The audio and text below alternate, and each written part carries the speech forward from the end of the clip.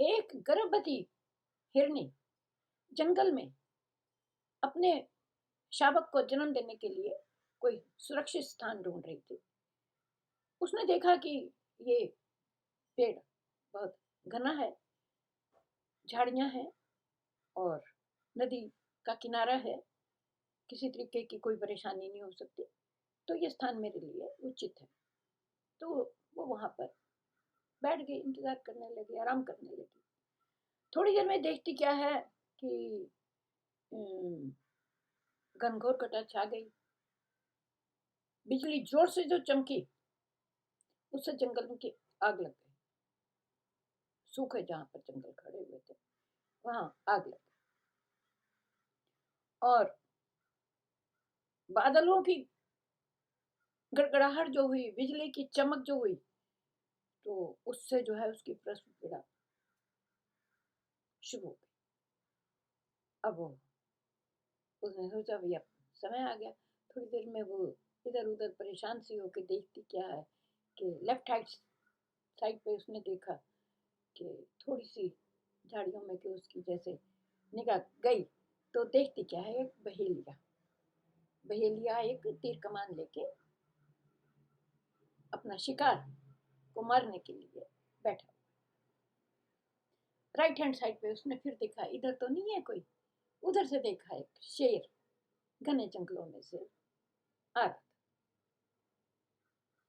अब उसने तो सोचा था कि ये बहुत सुरक्षित स्थान है, और अब हिरनी करे तो क्या करे, प्रसव पीड़ा उसकी शुरू हो चुकी थी। क्या वो अपने न्यूबॉर्न बेबी को बचा पाएगी?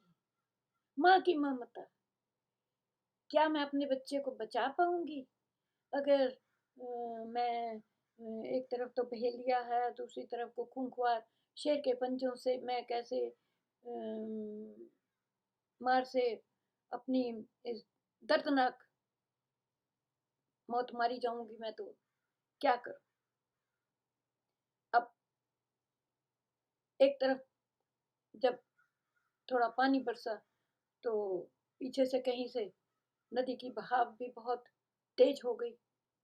अब वो उसको प्रसव पीड़ा जो हो रही थी, वो नदी का बाढ़ भी पार नहीं कर पा रही थी, नहीं तो वो कूद फांद के चली ही जाती किसी तरीके से दूसरे किनारे। परंतु वहां से भी वो उसने सोचा कि कोई रास्ता नहीं है, अब हिरनी करे तो क्या करे। आश्चर्यजनक कड़क कड़कड़ाती हुई बिजली से हुआ क्या, कुदरत का करिश्मा देखिए आप। कड़कड़ाती हुई बिजली से बिजली जो गिरी सूखे पेड़ों के ऊपर, आग तो लगनी ही थी, लेकिन शिकारी की आंखों के आगे अंधेरा छे। अब उसने जो यूं करना चाहा तो वो तीर कमान निकल के शेर के जा लगा। शेर तो वहीं ढेर हो गया। अब हुआ क्या, इसी बीच हिरनी ने शावक को जन्म दिया। अब उसके मन में दुविधा, क्या मैं इस बच्चे को बचा पाऊंगी, कहीं ये पानी में न बह जाए। माँ की ममता देखो आप, प्राणी जानवरों में भी इतनी होती है कि इतनी चारों तरफ उसके समस्याएं हैं, लेकिन लेकिन उसका फोकस क्या था? फोकस था बच्चे को जन्म देना, बच्चे का जीवन बचाना।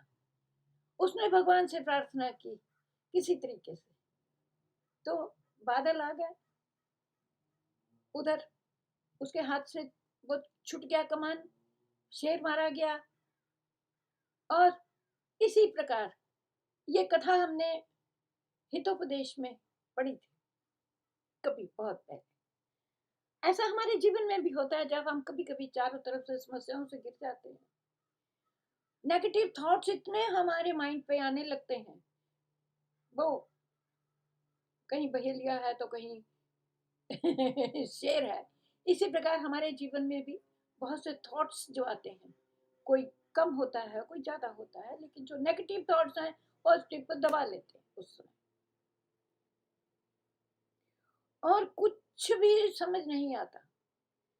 दिमाग को जैसे वो नेगेटिव थॉट्स इतना जकड़ लेते हैं कि बुद्धि बिल्कुल ही बंद हो जाती है, कुछ सोच नहीं पाते। किंग कर्तव्य विमूढ़ हो जाता है प्राणी कि भी अब क्या करें क्या ना करें, हम ऐसे माया जाल में फंस गए। बिजनेस में भी ऐसा होता है, घर गृहस्थी में नहीं समझ में आता। बच्चे हैं कई बार इतना परेशान करते हैं कि नहीं समझ में आता क्या करें। ऐसे ऐसे माहौल में, ऐसे समय पर हमारा फोकस क्या होना चाहिए? फोकस क्या होना चाहिए? हमें अपनी प्रायोरिटीज को देखना चाहिए। अपनी प्रायोरिटीज को, जैसे उस हिरनी ने, इसकी जीवन से हमें यही शिक्षा मिली, बहुत बचपन में ये स्टोरी हमने पढ़ी थी कि हम अपनी प्रायोरिटीज को देखें। जैसे हिरनी ने सभी नेगेटिव थॉट्स को दरकिनार कर दिया, उस पर काबू पाया, फोकस अपने प्रस्तुत पर करा, बाकी सब चीजें जाए बाहर में, मौत आती है आए, बहेलिया मुझे तीर मारता मारे, और मौत या जिंदगी उसके उसके अपने हाथ में तो कुछ था ही नहीं।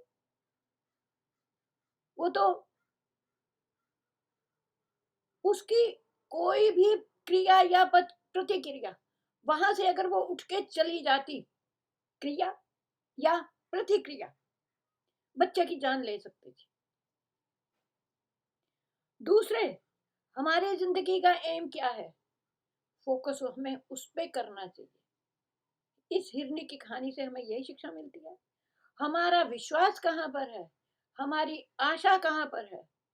ऐसे ही मझधार में फंसकर जब ऐसा मौका हो, ईश्वर को याद कर, वही घनघोर घटा में घनश्याम बन के हमारे सभी विपत्तियों का नाश करने में बांसुरी लेके चले आएंगे। और उस पर विश्वास जो हमारे अंतर्मन में विराजमान है, कोई भी वो है, जीसस क्राइस्ट के रूप में हम मानते हैं, सतगुरु के रूप में मानते हैं, गुरु नानक देव को उपासना करते हैं, या कि हमें अपने आप पर इतना विश्वास है कि हम सभी समस्याओं से जूझ सकते हैं। तो सच्चा रखवाला, सच्चा प्रतिपालक हमारे जीवन का जो आधार है, ऐसे में उसको याद करो। वो हमारी सभी नेचुरल आपदाओं को, प्राकृतिक विपदाओं को, सबको दूर कर देंगे। तो जाको राखे साइया, मार सके ना कोई, बाल न बांका कर सके, चाहे सब जग बैरी हो।